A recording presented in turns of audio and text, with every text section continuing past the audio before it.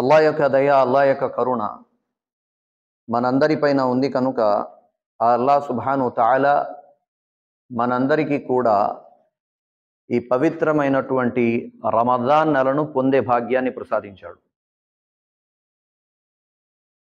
నిరుడు సంవత్సరం భూమి మీద ఉన్నవాళ్ళు ఈ రోజున భూలోకంలో లేరు, భూమి కిందకి వెళ్ళిపోయారు.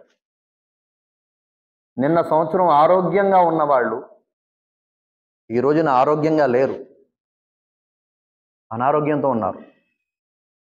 అల్లాహ్ యొక్క అనుగ్రహం ఏంటంటే మనం నిన్న సంవత్సరం బ్రతికే ఉన్నాం, ఈ సంవత్సరం కూడా అల్హమ్దులిల్లా బ్రతికే ఉన్నాం. నిన్న సంవత్సరం కూడా అల్హమ్దులిల్లా ఆరోగ్యంగా ఉంచాడు అల్లాహ్, ఈ సంవత్సరం కూడా అల్హమ్దులిల్లా అల్లాహ్ ఆరోగ్యంగానే ఉంచాడు. అల్లాహకు కోటాను కోట్ల కృతజ్ఞతలు చెప్పాలి ఈ విషయంలో. ఎందుకంటే మనిషి ఎప్పుడైతే అల్లాహ్ ఇచ్చిన వరాలకు, అల్లాహ్ ఇచ్చిన అనుగ్రహాలకు, అల్లాహ్ ఇచ్చిన బహుమానాలకు కృతజ్ఞత చెబుతూ ఉంటాడో అల్లాహ్ ఆ బహుమానాలను, ఆ వరాలను పెంచుతూ పోతాడు.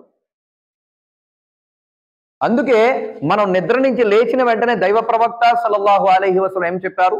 మీరు దువా చదవండి, అల్హమ్దులిల్లాహిల్లజీ అహ్యానా బఅదమా అమాతనా వ ఇలైహిన్ నుషూర్. సమస్త పొగడ్తలు అల్లాకే.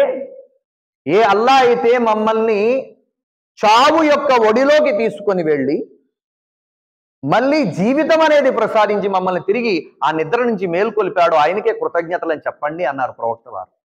ఎందుకని? పడుకోవడం చాలా మంది పడుకుంటారు, కానీ లెగిసేటప్పుడే కొద్దిమంది లెగుస్తారు, కొద్దిమంది లేగరు. దొడ్డిపట్లను కూరుంది, పాలకొల్లికి అవతల, మా సొంత ఊరికి అవతల. అక్కడ బాబ్జీ అని ఒక అబ్బాయి ఉండేవాడు. శ్రీనని పిలుస్తారనుకుంటా, ఇక్కడే మండపేకలో ఎక్కడో చేస్తున్నాడు అబ్బాయి, ఫ్యాక్టరీలో. ఒకసారి కనబడ్డాడు.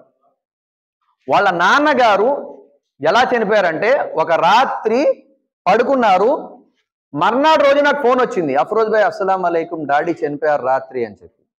ఏ టైం కంటే పడుకున్నారండి, బాగానే పడుకున్నారు, మార్కెట్కి వెళ్ళారు, జీవాలు తెచ్చుకున్నారు, తెల్లారగట్ల 3-4 టైంలో హార్ట్ అటాక్ లా వచ్చింది, చనిపోయారండి అని చెప్పి వాళ్ళ బంధువులు ఎవరో ఫోన్ చేసి చెప్తే వెంటనే వెళ్ళా.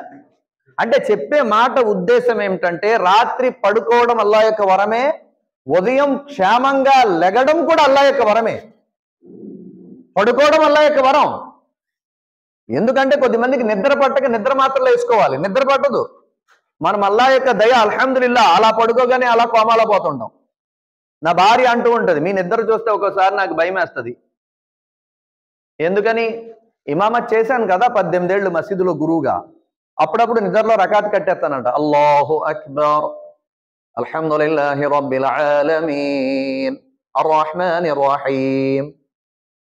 మీ నిద్రకు నాకు కంగారు వస్తుందండి ఒక్కోసారి అంటది.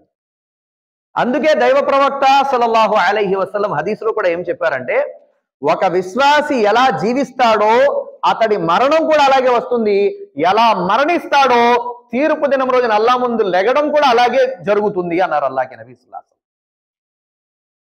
ఒక మనిషి, నా సృష్టికర్త అల్లా, నా పోషకుడు అల్లా, ఆయన తప్ప వేరు ఆరాధ్య దైవం లేడు, లాభ నష్టాలు, ఆరోగ్యం అనారోగ్యం, మంచి చెడు ఇవన్నీ ఆయన చేతుల్లోనే ఉన్నాయని చెప్పేసి ఏ మాట అయినా సరే ఇన్షాల్లా, సుబ్హానల్లా, మాషాల్లా, లా ఇలాహ ఇల్లల్లా ఎప్పుడైతే బ్రతుకంతా ఇలా బ్రతుకుతాడో చనిపోయేటప్పుడు కూడా అతడి యొక్క నోటి నుంచి వచ్చేటువంటి వాక్యాలు అదే వాక్యాలు వస్తాయి, ఏ వాక్యాలు అయితే జీవితం అంతా ప్రాక్టీస్ చేశాడు.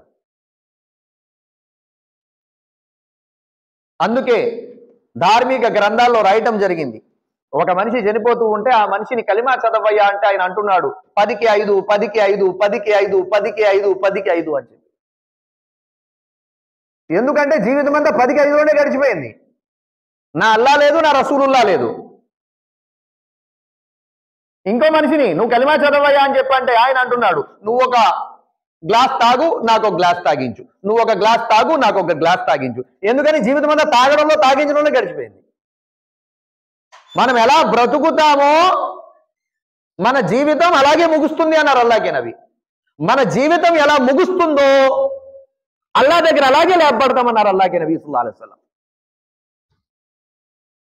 అందుకోసమే సోదరులారా, పెద్దలారా, మొట్టమొదటిగా మనం ఈ రమజాన్ నెల పొందడం, ఈ జుమ్మాలో మస్జిద్కి రావడం అల్లాకి కోటాను కోట్ల కృతజ్ఞతలు తెలపాలి. అల్హమ్దులిల్లా, ఏ అల్లా నిరుడు సంవత్సరం ఆరోగ్యంగా ఉంచావు, ఈ సంవత్సరం కూడా ఆరోగ్యంగా ఉంచావు, నీ కృతజ్ఞతలు అని చెప్పి కృతజ్ఞతలు తెలపాలి. మసీదుకి వద్దు బాబోయ్ అంటే తన్నులు తిని మరీ మసీదుకి వచ్చేసేవారు ఆ టైంలో. ఎప్పుడు కోవిడ్ టైంలో వద్దురా బాబు, నమాజ్ ఇంటికాడ చేసుకుంటారా నాయన, మసీదులకు వద్దురా, చాలా ఇబ్బంది అవుతుందిరా అని చెప్పేసి ఆ ఇమాముల గట్ట కుర్రోళ్ళకి చెప్తూ ఉంటే కుర్రోళ్ళు మేము దెబ్బలు తినడానికన్నా సిద్ధమైపోతామని చెప్పి ఏమి లాభం? ఇప్పుడు అన్ని నిబంధనలు ఖతం అల్లాదే వల్ల అల్లా హాలాతులు మార్చాడు, పరిస్థితులను చక్కదిద్దాడు. ఇప్పుడు రండి బాబు అంటే రమదాన్లో కూడా రానటువంటి అసమర్థులు ఉన్నారు, అల్లా క్షమించుగా. రమదాన్లో కూడా చాలా బాధపడాల్సిన విషయం. రమదాన్లో శైతాన్ కూడా బందీ అయిపోతాడు కదా. పచ్చి తాగుబోతాడు కూడా తాగుడు మానేసి నా జీవితం మార్చుకోవాలి, ఈ నెలనే మంచిగా బతకపోతే ఎలాగ నా బతుకు ఇంకెందుకు అని చెప్పేసి ఈ నెలలో మారిపోతారు కదా. అప్పుడు కూడా వీడు మారట్లేదంటే ఇంకేమనుకోలే. ఇంకా అప్పుడు కూడా మసీదుకి రాలేకపోతున్నాడు, అప్పుడు కూడా నమాజ్ చేయలేకపోతున్నాడు. శైతాన్ని అల్లా తబారకు తాలా, అల్లాకే నబీ సల్లల్లాహు అలైహి వసల్లం అన్నారు, శైతాన్లను అల్లా తబారకు తాలా రమజాన్ నెల ప్రారంభం కాగానే బందీ చేస్తాడు, ఖైదు చేస్తాడు. అల్లా నా దాసులు నా యొక్క గృహాలకు రావాలి, నా ఆరాధన చేయాలి, వాళ్ళు ప్రశాంతంగా ఆరాధన చేసుకోవాలని చెప్పి రమజాన్లో అల్లా శైతాన్లు బందీ చేసేసినా ఇంకా ఈ వ్యక్తి రావట్లేదంటే అంటే శైతాన్ కంటే మితిమీరిపోయినట్టే కదా, శైతాన్ కంటే హద్దులు దాటిపోయినట్టే కదా ఈ వ్యక్తి. సోదరులారా, అలాంటి తప్పు చేసేవాళ్ళు తౌబా చేసుకోవాలి. అల్లా ఏదో జరిగిపోయింది, రమజాన్లో అయినా నీ గృహానికి వచ్చే భాగ్యం ప్రసాదించల్లా అని చెప్పి. కొద్దిమంది అనుకుంటారు కదా, ఆడంటే అల్లాకి అంత ప్రేమ ఏంటంటే తెగ డబ్బు కురిపించేస్తాడా, ఆడు పట్టుకున్న మట్టి బంగారం అయిపోద్దండి. చిన్న వ్యాపారం పెట్టాడు, సూపర్ సక్సెస్, మంచి విజయం. ఏమంటే చిన్న ఫ్లాట్ కొన్నాడు, దాని రేటు పెరిగిపోయింది. ఏంటోనండి బాబు అల్లాకి చాలా ఇష్టమండి అంటే అంటారు కదా. అల్లా ఇష్టం అంటే ప్రాపంచిక పరంగా ధనాన్ని అధికంగా ఇవ్వడం, గొప్ప హోదా ఇవ్వడం ఇది కాదండి. వీటన్నిటికంటే గొప్ప వరం ఏంటంటే అల్లా గృహానికి వచ్చి సజ్దా తన తలను అల్లా గృహంలో దించేటువంటి భాగ్యం ఇస్తాడు చూసా, వీడు అదృష్టవంతుడు. వీడంటే అల్లాకి చాలా ప్రేమ. ఇతడు గొప్పవాడు అల్లా దగ్గర, ఇతడు అదృష్టవంతుడు అల్లా దగ్గర. కానీ మన ఆలోచన విధానం రివర్స్ లో ఉంటది కదా. బాగా ఎవరికి అల్లా డబ్బులు ఇస్తే అబ్బా అల్లా కరుణ ఆయన మీద చాలా ఎక్కువ ఉందండి బాబా, అల్లా దయ ఆయన మీద చాలా ఎక్కువ ఉందండి బాబా, ఆయన పట్టిన మట్టి బంగారం కాదు. కాదు సోదరులారా, అంతా ఇక్కడే వదిలి చావాలంటే, చచ్చిపోవాలంటే. అల్లాకే నబీ అలైహిస్సలాతు వస్సలాం అన్నారు ఏమని, ఒకసారి తమ శిష్యులతో దారిలో వెళ్తూ ఉంటే మదీనా బజార్లో ఒక చిన్న మేకపిల్ల, చనిపోయినటువంటి మేకపిల్ల కలేబారం కనబడింది. తలకాయ, దాని తల, దాని యొక్క శరీరం మొత్తం కుళ్ళిపోయి ఉంటాయి కదా ఎముకలతోటి, అది కనబడింది. అలాగే నబీ సల్లల్లాహు అలైహి వసల్లం వారు అడిగారు, ఓ నా శిష్యులారా, దీని యొక్క యజమాని దగ్గర దీని విలువ ఏమైనా ఉంటుందా అని అడిగారు. చచ్చిపోయింది మేకపిల్ల, అది మొత్తం ఎముకలుగా మారిపోయింది, దాని కలేబారం, దాని తలకే కనబడుతుంది అక్కడ, దీని యజమాని దగ్గర దీని విలువ ఏమైనా ఉంటుందా అన్నారు. శిష్యులు అడిగారు, శిష్యులు అన్నారు, ఓ దైవ ప్రవక్త సల్లల్లాహు అలైహి వసల్లం, దాని యజమాని దగ్గర దాని విలువ ఉన్నట్టయితే దాన్ని అక్కడ పడాడు కదా. అల్లాకే నబీ సల్లల్లాహు అలైహి వసల్లం అన్నారు, ప్రజలారా, ఏ విధముగానైతే ఈ చచ్చినటువంటి మేకపిల్ల యొక్క విలువ దాని యజమాని దగ్గర లేదో, అల్లా వద్ద ఈ ప్రపంచము, ఈ సిరి సంపదల విలువ కూడా లేదు అల్లా దగ్గర అన్నారు అల్లాకే నబీ సల్లల్లాహు అలైహి వసల్లం. కానీ ఈ రోజున మనిషి ఏమనుకున్నాడంటే, అల్లా క్షమించుగాక, ఇక్కడ సిరి సంపదలు బాగా వచ్చేస్తే అల్లా కరుణించేశాడండి, ఈయనకి దయతలిచేశాడండి బాబు. సోదరులారా, ఇక్కడ ధనము అనేది పరీక్ష నిమిత్తం అల్లా ఇస్తాడు, గుర్తుంచుకోండి. కారూన్కి కూడా అల్లా ఇచ్చాడు. షరియత్ని ధిక్కరించేవాడు, ఈ ధనమంతా నాది, నేను కష్టజీతం నేను సంపాదించుకున్నా, నేను ఇవ్వాల్సిన అవసరం లేదు, అల్లా లేదు ఎవరు లేదని చెప్పేసి అల్లా ఆజ్ఞకు ధిక్కరించేవాడు, జకాత్కి ధిక్కరించేవాడు కారూన్, వాడికి కూడా అల్లా బోల్డ్ సిరి సంపదలు ఇచ్చాడు. ఫిరౌన్ ఆడండి, ఫిరౌన్ నేనే దైవాన్ని అని చెప్పినటువంటి ఒక నీచుడు, వాడికి కూడా అల్లా తబారకు తఆలా ధనంలో ఏం లోటు చేయలేదు, రాజరికంలో ఏం లోటు చేయలేదు. మరి వాళ్ళకి అల్లా అంత ఇచ్చేశాడు ఎందుకు అంటే ఇదే పరీక్ష. హజరత్ అబ్దుర్ రహమాన్ బిన్ ఔఫ్ రదియల్లాహు తఆలా అన్హు, మహాప్రవక్త హజరత్ ముహమ్మద్ సల్లల్లాహు అలైహి వసల్లం గారి అనుచరుల్లో చాలా ధనవంతుడైనటువంటి శిష్యుడు. అల్లాహ్కే నబీ అలైహిస్సలాతు వస్సలాం అన్నారు, అబ్దుర్ రెహమాన్, నాకు భయంగా ఉందయా, నీ ధనము కారణంగా నీవు స్వర్గంలో ఆలస్యంగా వెళ్తావని అన్నారు.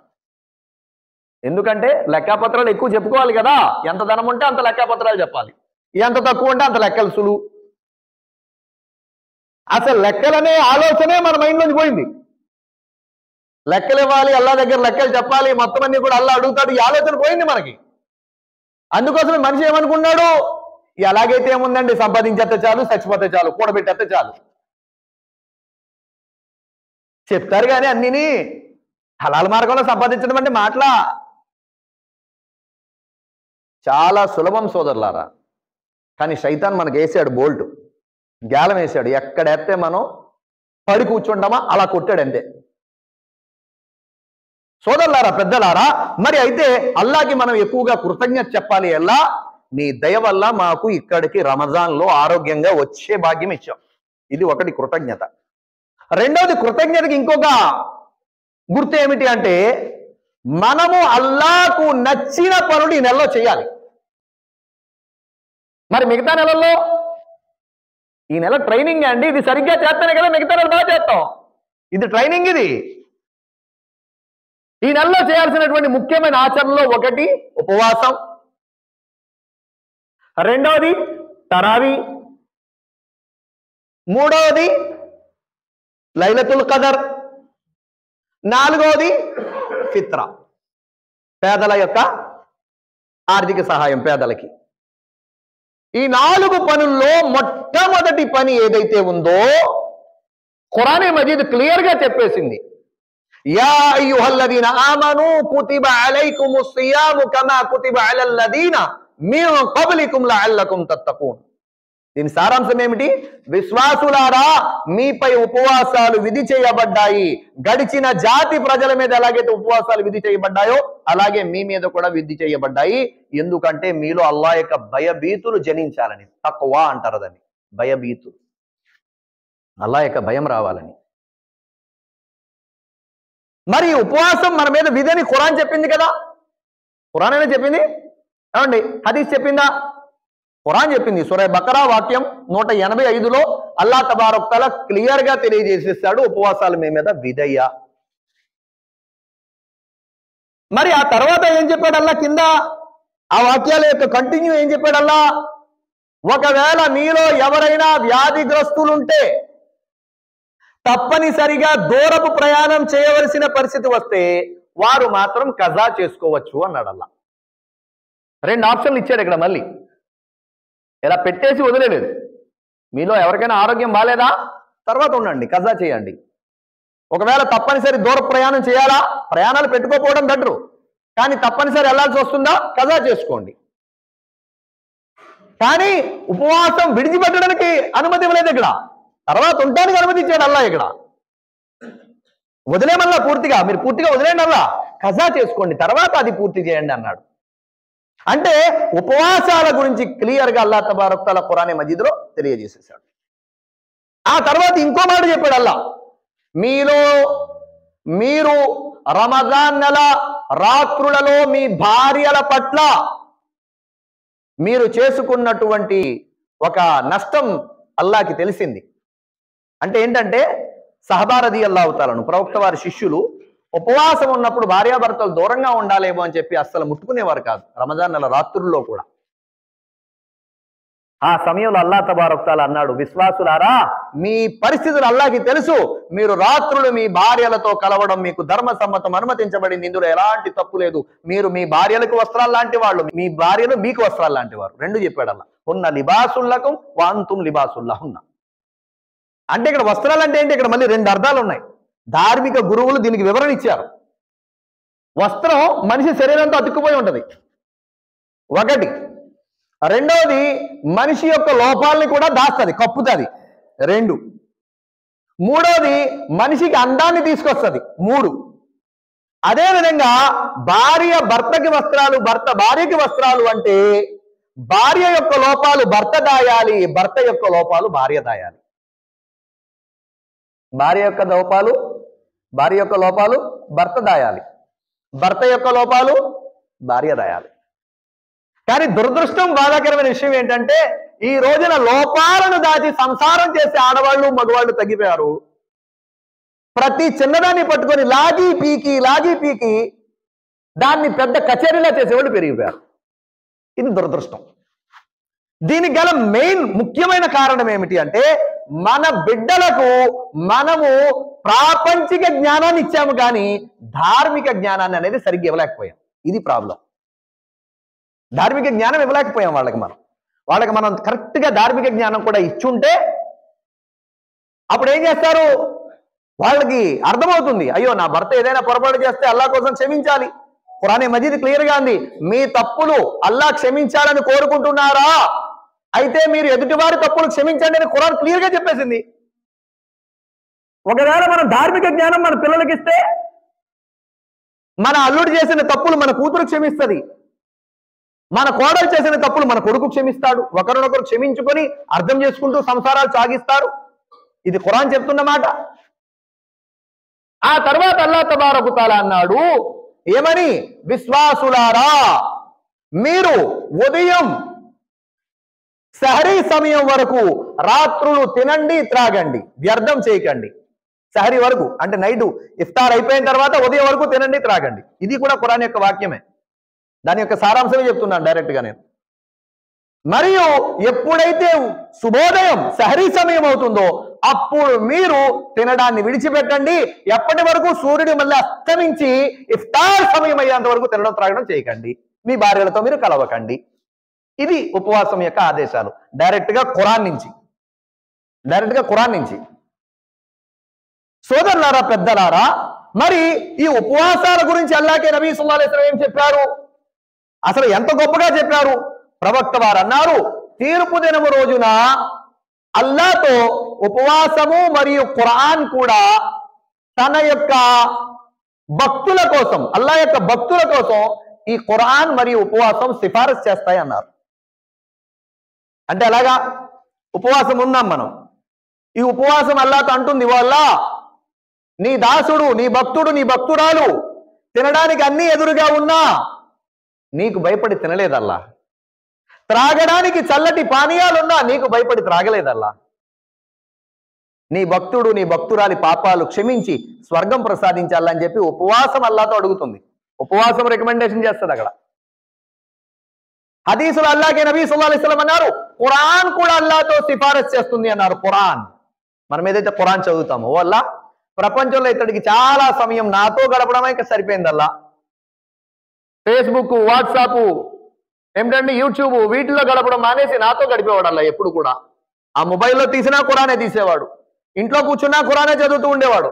ఈ ఖురాన్ చదువుతూ నాతో సంబంధం ఏర్పడిపోయింది. ఎలా నీ యొక్క ఈ భక్తుడి పాపాలు క్షమించు అని చెప్పి ఖురాన్ కూడా సిఫారసు చేస్తుంది అన్నారు అల్లాహ్ నబీ సల్లల్లాహు అలైహి వసల్లం. ప్రపంచంలో మనం ఏ పని చేసినా ప్రదర్శన బుద్ధి అవుతుందేమో అని కొంచెం అనుమానం రావచ్చు. అంటే ఎలాగా, ఉదాహరణకి నేను ఇక్కడ ఒక 50 మందికి ఇఫ్తార్ దావత్ ఇచ్చా. అఫ్రోజ్ గారు 50 మందికి ఇఫ్తార్ దావత్ ఇచ్చారండి అని చెప్పండి, అఫ్రోజ్ గారు ఏమైనా ఉబ్బిపోయే అవకాశాలు ఉండొచ్చు, కొద్దిగా ప్రదర్శన బుద్ధి వచ్చే అవకాశాలు ఏమైనా ఉండొచ్చు. మీ అందరి ముందు మంచి గట్టిగా నమాజ్ చదివించి, అబ్బా ఆయన కిరాత్ సూపర్ అండి బాబు, ఆయన చాలా బాగా చదువుతాడండి, ఎరగ తీసేస్తాడని చెప్పేసి అంటే నేను ఎక్కడైనా ఉబ్బిపోయే అవకాశాలు ఉండొచ్చు. అల్లా మనందరినీ కూడా ఈ ప్రదర్శన బుద్ధి నుంచి రక్షించుగాక. చాలా ప్రమాదకరమైన పాపం ఇది. ఇస్లాం యొక్క ధర్మంలో భయంకరమైన పాపాల్లో 2 పాపాలు. ఒకటి ప్రదర్శన బుద్ధి, అంటే ఏ మంచి పని చేసినా వాళ్ళ ఆహ్వానాలని, వీళ్ళ పొగడాలని, వాళ్ళ గొప్పగా అనాలని. ఎందుకురా నాయన, మనం చేసే అమల్లో అల్లా రాజీ అవ్వాలంతే, అల్లా సంతోషపడాలంతే. మనకెవరో ఆహ్వానంత మాత్రాన పుణ్యాలు పెరగో, ఎవరో తిట్టినంత మాత్రాన పుణ్యాలు తగ్గిపో, అల్లా రాజీ అయిపోవాలంతే. ఇది ఇస్లాంలో భయంకరమైనటువంటి ప్రమాదమైనటువంటి ఒక పెద్ద నష్టం. ఏంటి? ప్రదర్శన బుద్ధి, పెద్ద పాపం ఇస్లాంలో.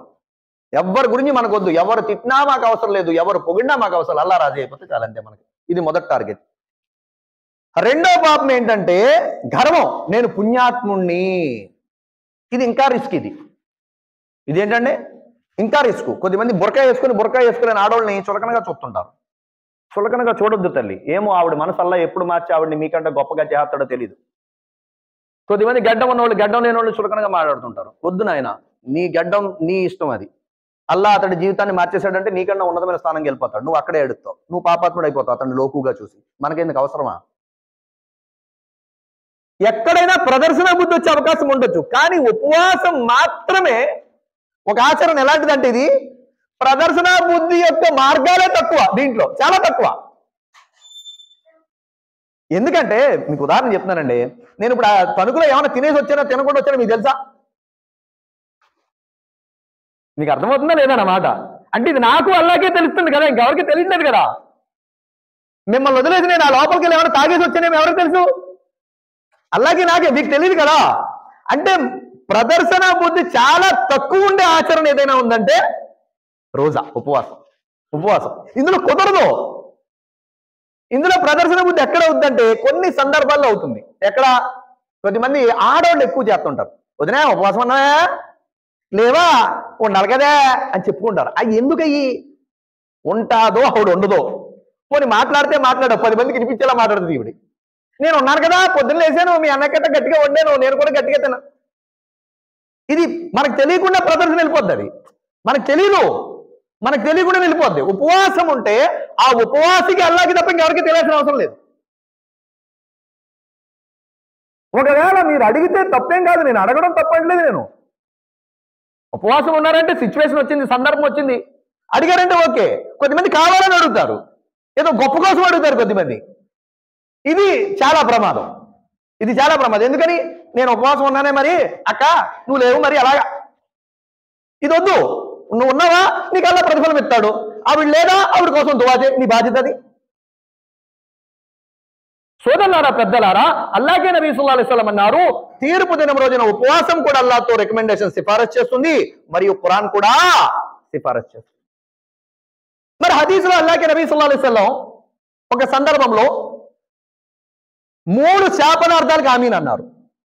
3 శాపనార్థాలు పెడితే దైవదూతల నాయకుడు జిబ్రాయిల్ అలైహిస్సలాతు వస్సలాం ఒక సందర్భంలో మహాప్రవక్త ముహమ్మద్ సల్లల్లాహు అలైహి వసల్లం గారు ఉన్నటువంటి మస్జిద్లో వచ్చి ప్రవక్త వారు మెంబర్ ఎక్కుతుంటే, మెంబర్ అంటే తెలుసు కదండి, ఇదే ఈ ఉపన్యాస పీఠం మెట్లలో ఉంటాయి కదా, మెంబర్ అంటారు.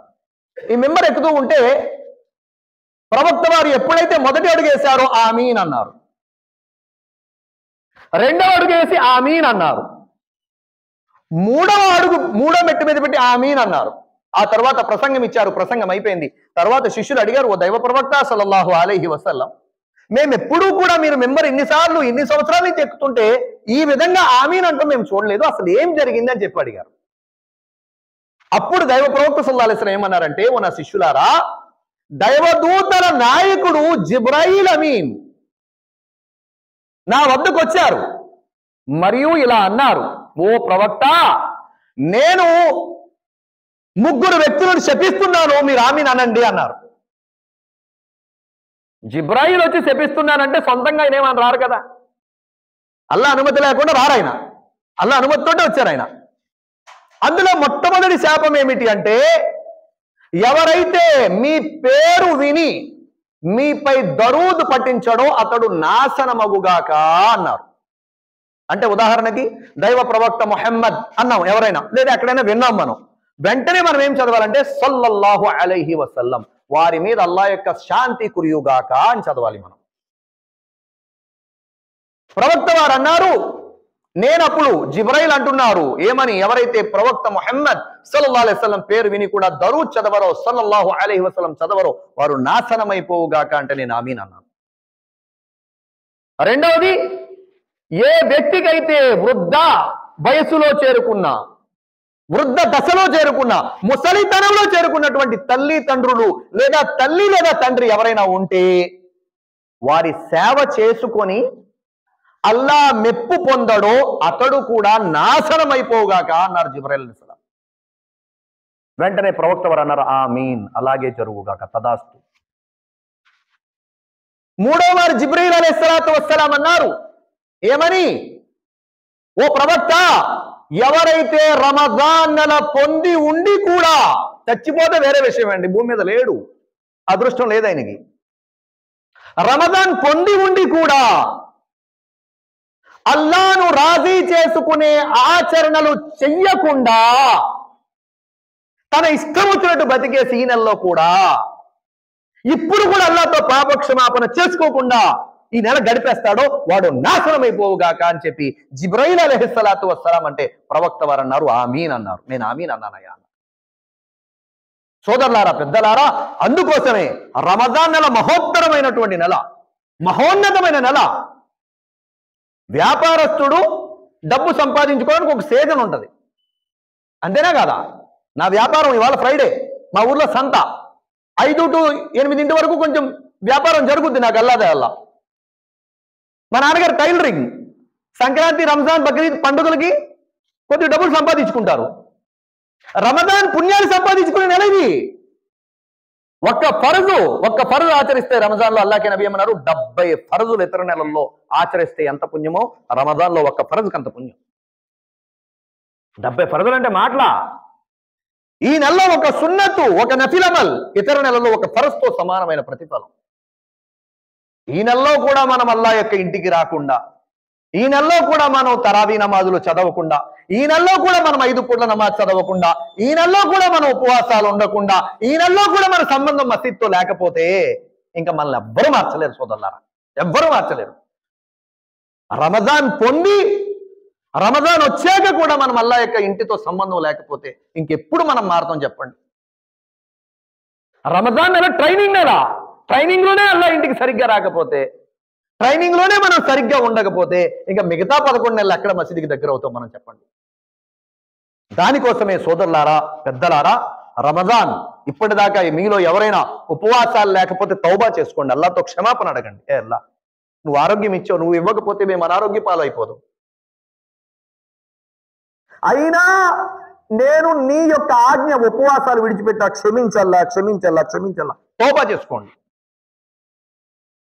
మాటలు కాదండి, పెద్ద పెద్ద వ్యాధులు దూరం అవుతాయని పెద్ద పెద్ద డాక్టర్లు మొత్తుకుంటున్నారు. ముస్లింలు సంవత్సరం ఏదైతే ఉపవాసాలు ఉంటారో ఆ ఉపవాసాలు మామూలు ఉపవాసాలు కాదు, వాటి ద్వారా చాలా రోగాల నుంచి వాళ్ళు బయటపడతారు అంటున్నారు. మనకు అర్థం కావట్లే, అంతే. ఇది బాధ.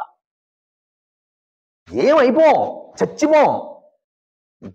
ఒక మాట ఆలోచిద్దాం భయ్, టైం అయిపోయింది, ఒక 2 నిమిషాలు ఒక మాట ఆలోచిద్దాం. మనం పూర్తిగా 24 గంటలు తినడం మానేసి ఉంటామా? ఉన్నాం. ప్రొద్దున్న తినాల్సిన టిఫిన్ వదిలేస్తాం, అంతే. టిఫిన్ తినం, అంతే. ప్రొద్దున్న చేయాల్సిన టిఫిన్ వదిలేసి మధ్యాహ్నం తినాల్సిన అన్నం ఉంది చూసారా, అది మనం ప్రొద్దున్న తింటాం, అంతే. ఏం తక్కువేం తినం. ఎందుకని? షరియత్ ఏమి రూల్ పెట్టలా, నువ్వు ఎంతే తినాలి నేను పెట్టలా. నీకు ఎంత పని ఉంటుందో, నువ్వెంత తిరగాలో, నువ్వెంత మాట్లాడాలో, నువ్వెంత ప్రయాణం చేయాలో, నీకు ఎంత శక్తి అవసరం, అంత బలమైన ఆహారం తిను. నువ్వు తినొద్దని ఎక్కడ చెప్పింది ఇస్లాం? తిను. మధ్యాహ్నం ఒక పూట ఆగిపోయి కేవలం సాయంత్రం మళ్ళీ ఇఫ్తార్ చేస్తాం. కాకపోతే ఏంటంటే మనం ఇక్కడ చేయాల్సింది ఏంటంటే మంచి ఆహారం తినాలి, బలమైన తినాలి, అంతే. కొద్దిమంది ఉంటారు పాపం మాంసం కొట్టోళ్ళు. ఉదాహరణకి ఇప్పుడు మీరాగాడు అనుకోండి, నా గురించి చెప్తున్నాడు ఏంటి నేను. మాంసం కొట్టోళ్ళకి పని ఎక్కువ. ఉదాహరణకి బిర్యానీ వండేవాళ్ళు పని ఎక్కువ, అంటే హార్డ్ వర్క్ ఇదంతా. టైర్లు కొట్టోళ్ళు హార్డ్ వర్క్, ఇవన్నీ అంటే కొన్ని హార్డ్ వర్క్స్ ఉంటాయి. వాళ్ళు ఏం చేయాలంటే హార్డ్ వర్క్ ఉన్న వాళ్ళు ఒక 4 చపాతీ అని, 2 ఉడకబెట్టిన కోడిగుడ్లని, ఒక అరటిపండు అని, ఒక 5-6 ఖర్జూరం అని హెల్దీగా బలమైన ఆహారం తిని ఎలా తింటాం. మేము తింటున్నాం, మా చేతుల్లో ఉంది, నీవు తినిపిస్తున్నావు, తింటున్నాం. ఉండే శక్తి నాకు ఇవ్వాలంటే అల్లా ఎందుకు ఇవ్వడండి? బంగారులో ఇస్తాడు అల్లా ఇస్తాడు. ట్రై చేయండి ఒకసారి. ఇన్నాళ్ళు లేకపోయినా ఉండామనుకున్నాను, ఉంచాలా నన్ను చెప్పి అడగండి అల్లాని. ఎందుకు ఉంచడం అల్లా చూపిస్తాడు మీకు. కొద్దిగా అలవాటు అయ్యేదాకా కొంచెం ఇబ్బంది, ఒక 2-3 రోజులే, తర్వాత అలవాటు అయిపోద్ది. 11 రోజులా? 11 రోజులు అంట దగ్గర తెలియలేదు అలా. దొన అయిపోయినాయి 11 రోజులు.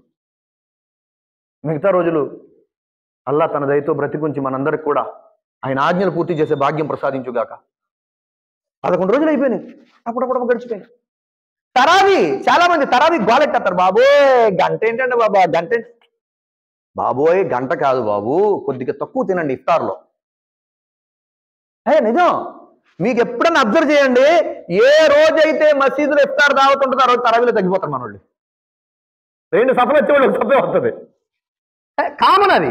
ఎందుకంటే తినేస్తాం కదా, బాడీ పొద్దు నుంచి మనం ఉపవాసం ఉంటుంటాం, బాడీ ఒకసారి ఏమైపోద్ది అంటే సుఖం కోరుకుంటుంది, అబ్బా కాస్త అలా జారబడితే బాగుందని.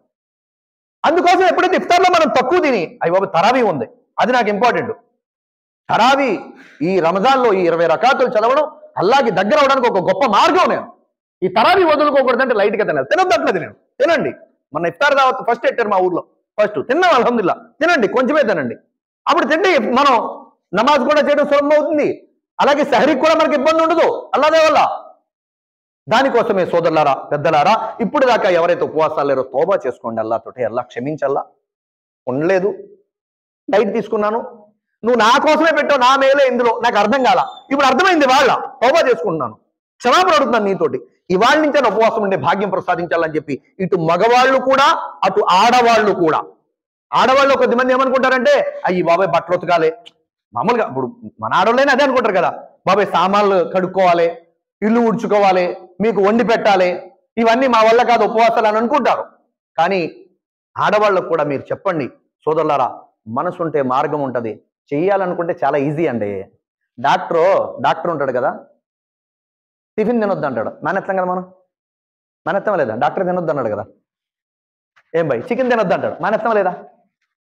అంటే డాక్టర్ చెప్పి చెప్తాం కదా. మరి సృష్టికర్త అల్లా చెప్తున్నాడు, ఒక్క సంవత్సరంలో ఒక్క నెల టైం విధానం మార్చంటే మధ్యాహ్నం తినాల్సింది పొద్దున తెల్లారగట్లు తినే, పొద్దున తినాల్సిన టిఫిన్ వదిలిపెట్టు, మళ్ళీ సాయంత్రం 8ంటికి తినాల్సింది 6:30కి తినే. అల్హమ్దులిల్లా, దీంతో అల్లా కూడా రాజీ, ఆరోగ్యం కూడా మెరుగుపడిపోద్ది, మన జీవితాలు కూడా హ్యాపీగా ఉంటాయి.